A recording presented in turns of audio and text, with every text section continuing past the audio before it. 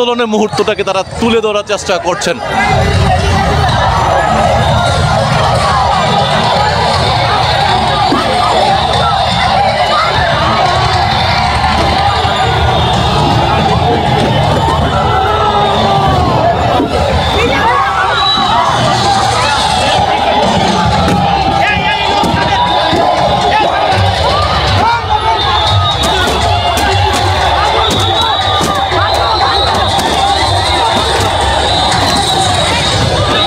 মজলুমের যে প্রতিবাদী ভাষা বিগত সরকারের আমলে যে স্বৈরাচারী যে তাদের মনোভাব ছিল, সেখানে বিভিন্ন সময় গুম খুন হত্যা নির্যাতন বাক স্বাধীনতা কেড়ে নিয়েছিল, সেটির বিষয়ে যে প্রতিবাদ জানাতে এসে কিন্তু পুলিশের শিকার হয়েছেন সেই চিত্রটি প্রতীকী আকারে তুলে ধরার চেষ্টা করছেন।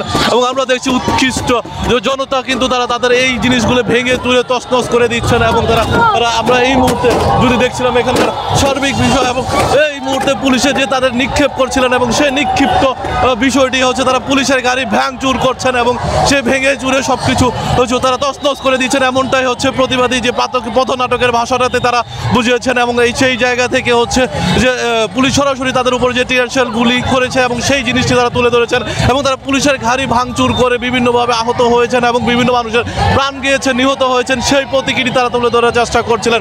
এবং আমরা দেখছি এখানে হাজার হাজার দর্শক জনতা কিন্তু তারা এখানে উপভোগ করছেন। এবং তারা তারপরেও সাধারণ ছাত্র জনতা যে নাগরিক সরকারের বিরুদ্ধে উৎখাত করেছিল এবং সেই সরকারের যে উপরের যে প্রতিবাদ করেছিল সেই বিষয়টি তারা তুলে ধরেছে। এবং আমরা এই মুহূর্তে আমরা দেখছিলাম যে তারা তাদের যে জুলাইয়ের গণঅভ্যুত্থানের যে ভাষা, সে ভাষা তারা প্রকাশ করছে এই প্রতীকী লাল মজলুমের সংগঠনটি।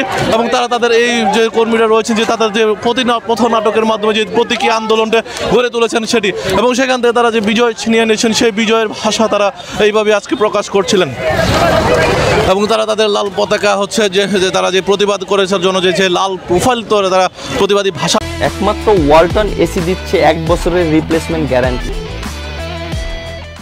জানিয়েছিলেন। সে লাল প্রোফাইলের মাধ্যমে সে লাল পতাকা উত্তোলন করেছেন এবং একই সঙ্গে তারা তাদের যে ভাষাগতভাবে যে তাদের যে প্রতিবাদী ভাষাটি সেটি তুলে ধরার চেষ্টা করছেন। এবং আমরা আপনাদেরকে এখান থেকে দেখানোর চেষ্টা করছিলাম এই মুহূর্তে। সবশেষে জুলাই এবং আগস্টের যে গণ অভ্যুত্থানে 5ই আগস্ট যে তাদের স্বাধীনতা পেয়েছে, সেই স্বাধীনতার এবং বাক স্বাধীনতা তারা ফিরিয়ে এনেছে। এবং বিগত সময়ে যে তারা তাদের যে কার্যক্রম এবং তাদের যে আন্দোলনের ধারাবাহিকতা ছিল সেটি তুলে ধরার চেষ্টা করেছিলেন আজকের এই পরিবেশনার মধ্য দিয়ে। এবং সর্বশেষ তারা বিভিন্ন বাধা পেরিয়ে, আক্রমণ পেরিয়ে এবং যে তারা আয়নাঘর আমরা দেখছিলাম যে বিভিন্ন চিত্র প্রদর্শনী এবং আয়নাঘর ভেঙে তাদের যে আত্মীয়স্বজনদেরকে যাদেরকে গুম করে রেখেছিল তাদের এবং যাদেরকে খুন করেছে তাদের কঙ্কাল পর্যন্ত তারা প্রদর্শনীতে এনেছেন। এবং সেই প্রদর্শনীর মধ্য দিয়ে হচ্ছে সাধারণ মানুষের যে আশা আকাঙ্ক্ষা, নিপীড়ন নির্যাতনের গত 17 বছরে যে নিপীড়ন নির্যাতন ছিল সেই বিষয়টি তারা তুলে ধরার চেষ্টা করেছে। এবং এই জায়গা থেকে আমরা এখন পর্যন্ত দেখছিলাম যে যারা এখানে প্রতিবাদে যে বিভিন্ন বাধা অতিক্রম করে কিন্তু তারা আজকে এখানে উপস্থিত হয়েছেন এবং সেই উপস্থিতিতে তাদেরকে তাদের যে বিজয় উল্লাস এবং সেই বিজয়টাকে ছিনিয়ে এনেছেন এবং সেই স্বৈরাচার মুক্ত হয়েছে দেশ, এমনটাই হচ্ছে তাদের বক্তব্য।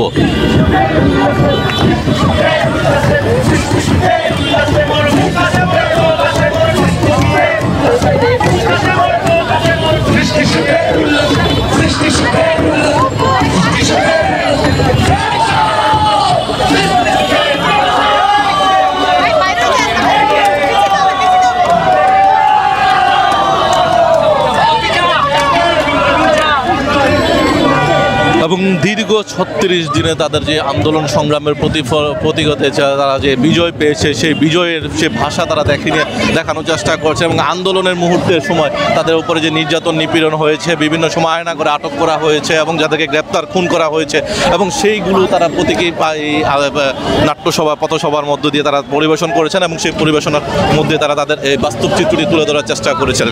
আমরা দেখছিলাম বিভিন্ন শিক্ষার্থী যারা রয়েছেন এবং ঢাকা বিশ্ববিদ্যালয় সহ বিভিন্ন বিশ্ববিদ্যালয় যারা শিক্ষার্থী রয়েছেন যারা এই আন্দোলন সংগ্রামে সক্রিয় ভূমিকা পালন করেছেন তাদেরই উদ্যোগ ছিল এই লাল মজলুম। এবং সেই লাল মজলুমের মধ্য দিয়ে তারা তাদের এই প্রতিবাদী ভাষা তারা তুলে ধরার চেষ্টা করেছে। এবং সেখান থেকে হচ্ছে তারা আজকের এই প্রদর্শনী এবং সেই পথনাটকের মধ্য দিয়ে তারা তাদের এই সংগ্রামে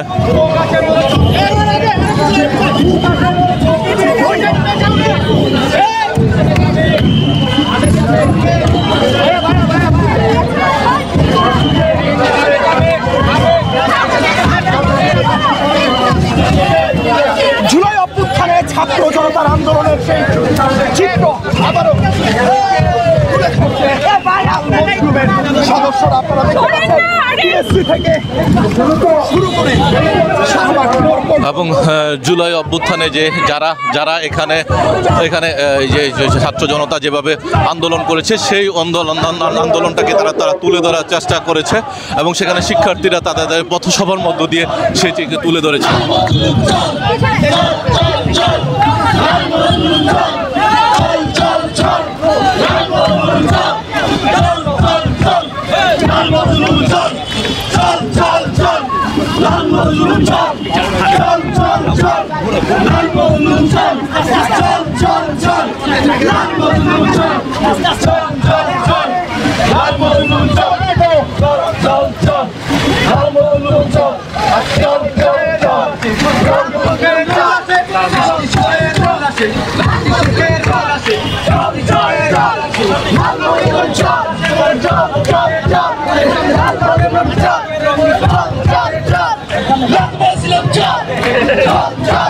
সামনে চলে যান।